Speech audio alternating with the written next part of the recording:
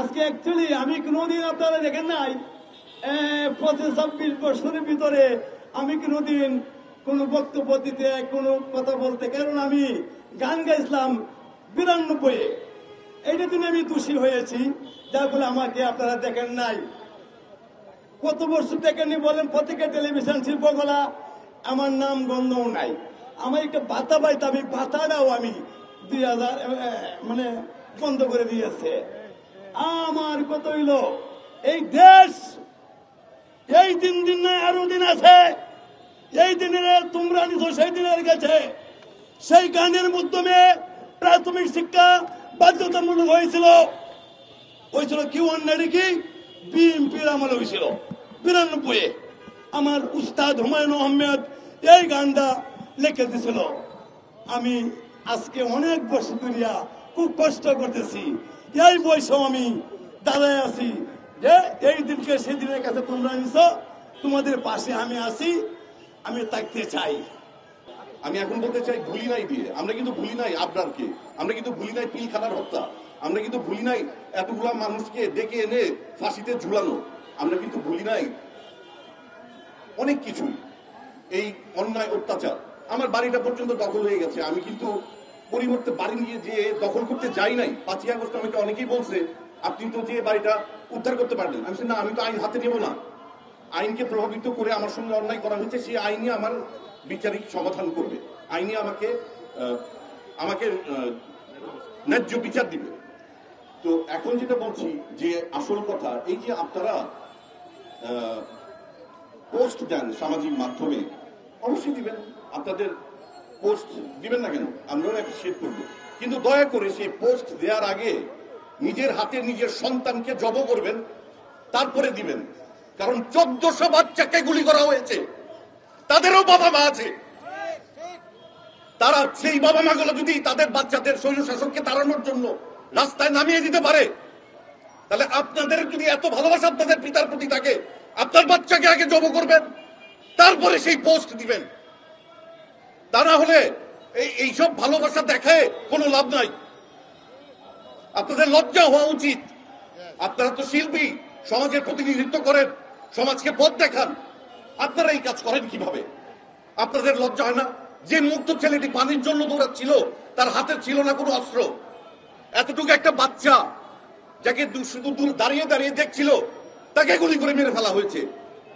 তাহলে কেন আপনার বাচ্চাকে আপনি পিতার জন্য উৎসর্গ করবেন না? আপনি বলেন যে আমরা অন্যায় করছি, তাহলে এই অন্যায়ের জন্য আপনি আপনার বাচ্চাকে আন্দোলনে পাঠান। এইসব করেন না। ওই কুকুর হলে তার চিকিৎসা হচ্ছে তাকে গুলি করে মেরে ফেলা, কিন্তু আমরা সেটা করব না। আমরা তার জন্য চিকিৎসার ব্যবস্থা করব। গুলি করে বা ফাঁসি দেওয়ার দায়িত্ব হচ্ছে হলো আইনের। সাল 2007 নন্দীগ্রাম, কলকাতা পশ্চিমবঙ্গের নন্দীগ্রামে 6 জন কৃষক হত্যা হয়েছিল। আমি তখন সেখানে অবস্থান করছিলাম, চলছিল আন্তর্জাতিক চলচ্চিত্র উৎসব। কালচারাল সেক্টরে এমন একটি মানুষ ছিল না যে সেই সরকারের কালচারাল ওই দিনের আন্তর্জাতিক চলচ্চিত্র উৎসবকে বর্জন করে নাই। সন্ধ্যায় যখন নিউজ দেখছিলাম টেলিভিশনে, তখন দেখলাম যে মৃণাল সেন থেকে আরম্ভ করে নিউজে বলা হচ্ছে পশ্চিমবঙ্গের যত বুদ্ধিজীবী আজ এবং সাংস্কৃতিক অঙ্গনের সকল মানুষ আজ পশ্চিমবঙ্গের রাজপথ কাঁপিয়ে দিয়েছে।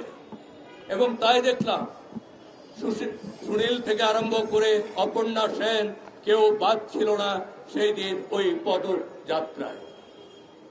আজ আপনারা নিশ্চয়ই দেখছেন ভারতের দক্ষিণের একজন থালাপতি বিজয় নামে অ্যাক্টর স্বৈরাচার উপাধি দিয়ে মোদির বিরুদ্ধে অবস্থান আহ্বান করেছেন আন্দোলনে।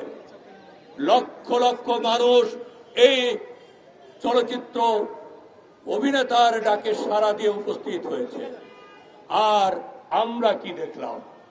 আমরা দেখলাম গুলি করে হাজার শত শত ছেলে মেয়েকে, বাচ্চাদেরকে গুলি করে হত্যা করা হচ্ছে, শিশুদেরকে হত্যা করা হচ্ছে, হেলিকপ্টার থেকে গুলি চালানো হচ্ছে, আর আমাদের এইখানকার কতিপয় চলচ্চিত্র, নাটক, সঙ্গীত এই সমস্ত শিল্পী ওরা টেলিভিশনের ইট ধরে কান্নাকাটি করছে। কেউ আবার উপদেশ দিচ্ছে প্রশাসনকে এবং পুলিশকে যে বাচ্চাদের গরম পানি নিক্ষেপ করো। তাদের বিচার হবে না এই দেশে? হতে হবে। কি অন্যায় করেছিলেন খালেদা জিয়া? এই দল সেদিন খালেদা জিয়ার বাড়ির পানির লাইন কাটার জন্য, গ্যাস লাইন কাটার জন্য, তার বাড়িতে যেন খাদ্য প্রবেশ না করে এই জন্য গুলশানে মানববন্ধন করেছিল।